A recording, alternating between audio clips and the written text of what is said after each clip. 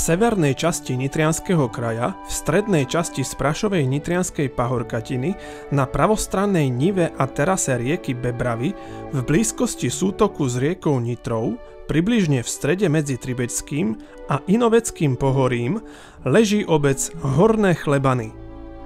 Stredné Ponitrie bolo už na konci 5. storočia značne kultivované a osídlené.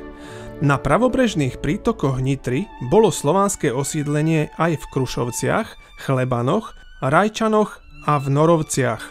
Dôkazy o tom poskytol nález nespočetného súboru črepov z 11. storočia, nájdených v Krušovciach, Dolných Chlebanoch v roku 1969 pánom Opluštilom a Gergelom pri prieskume katastra obce spojenom s obhliadkou Rihy pre vodovodné potrubie.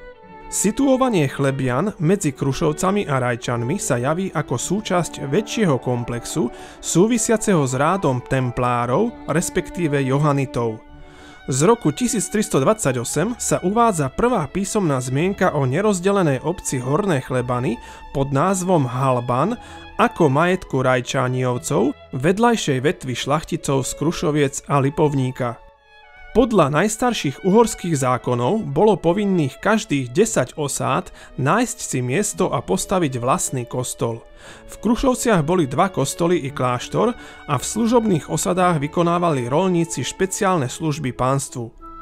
Názov Horných Chlebian sa odvodzuje podľa činnosti obyvateľstva, čiže pečenia chleba pre predpokladanú rádovú komendu rytierov, templárov či Johanitov, ktorí vyvíjali v tom čase aktivity v oblasti náboženskej, liečiteľskej, ale aj vojensko-strážnej.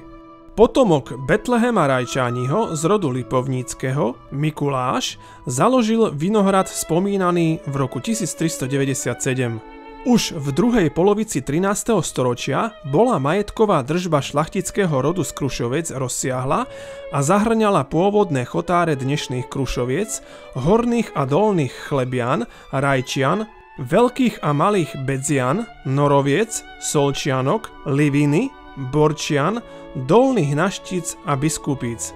Ako vyvinutá dedina sa obec spomína v roku 1426 už ako majetok Krušovskovcov. Majetkové podiely v Chlebanoch mal aj rod Bačkádiovcov z blízkeho Baštína. Medzi rokmi 1655 a 1718 postupne získal majetkové podiely z Krušoviec, Dolných i Horných Chlebian, Malých a Veľkých Bedzian, Nemečiek a Noroviec, nový majiteľ Peter Beréni s Katarínou Onoriovou. Zemepánmi Chlebian boli v roku 1713 bratia evanielici Alexander a Matej Ujfalušiovci a majetkové podiely v obci mali aj rody Beréniovcov, Zičiovcov, Kerešiovcov a Zajovcov získané sobášmi, donáciami respektíve kúpou. V roku 1715 boli v Chlebanoch po ničivých vojnách a povstaniach iba 3 domácnosti. V tom čase žili v obci rodiny s priezviskami Kmotorka, Novotný, Kúdela, Bočkaj, Gális a Kluka. Ich potomkovia v obci žijú dodnes. Pri sčítaní ľudu, domov a hospodárskych zvierat v rokoch 1784 až 1787 bolo v obci 13 domov, v ktorých bývalo 27 rodín, čo predstavovalo 141 obyvateľov. Z toho boli 4 sedliaci, 4 dedičia, 17 želiarov a 62 detí. Obyvatelia sa dožívali vysokého veku ojedinele. V roku 1787 sídlila v kaštieli v Horných Chlebanoch vdova Júlia Korošiová. Gróf Zaj získal kúpou majetky v Horných Chlebanoch v roku 1839. Od roku 1873 do roku 1913 mala obec úradný názov Felšehelbíň. V roku 1920 mala obec 34 domov.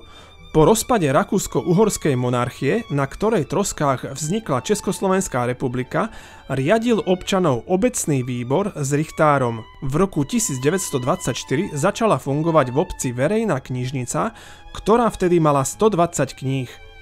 Obyvatelia obce boli roľníci. Väčšina z nich pracovala na veľkostatku Juliusa Finku. Za prvej Československej republiky asi polovica obyvateľov boli sezónni robotníci. 30. roky boli v znamení všeobecnej hospodárskej krízy. Štát sa snažil riešiť nedostatok pracovných príležitostí z časti verejnoprospešnými prácami. Najviac nezamestnaných bolo z radov sezónnych pracovníkov, tzv. Horňákov, respektíve horniakov. Prichádzali väčšinou z okolia Handlovej, Terchovej a Oravy. Svoje práce začínali jednotením repy a končili jej zberom. Pred prácami uzatvorili zmluvu, v ktorej boli uvedené platobné podmienky a všetky pracovné činnosti. Počas druhej svetovej vojny, keď už bola jasná prehra Nemecka, sa opozícia postavila proti kolaborantskému režimu a vypuklo Slovenské národné povstanie. Obec bola oslobodená 2. apríla 1945 vojskami 2. Ukrajinského frontu. Po druhej svetovej vojne bol veľkostatok Juliusa Finku rozparcelovaný. Jednotné roľnícke družstvo vzniklo v roku 1950. Od roku 1952 tu boli štátne majetky. V roku 1954 tu založili šlachtiteľskú stanicu Krajského výskumného ústavu v Nitre. Zakladateľom a režisérom Ochotníckeho divadla v Horných Chlebanoch sa stal v roku 1959 František Medo. V roku 1961 odohrali prvú premiéru pod plachtami na nádvorí šlachtiteľskej stanice. V rámci integrácie v roku 1976 bola obec pričlenená k Rajčanom.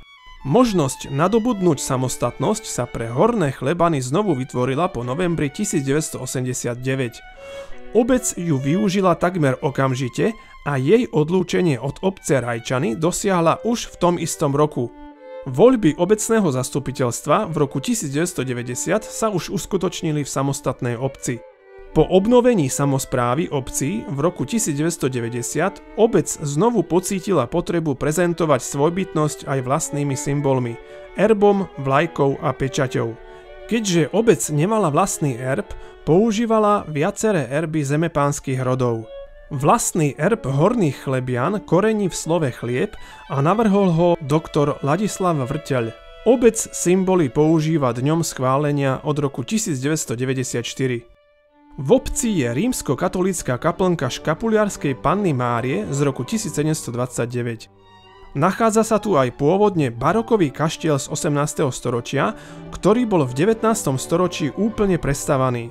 Pred kaplnkou stojí kamenná socha svätého Floriána, patróna hasičov, postavená v roku 1773, zrekonštruovaná bola v roku 2002 až 2003 a 22. septembra 2003 v roku návštevy Slovenska pápežom Jánom Pavlom II bola vysvetená.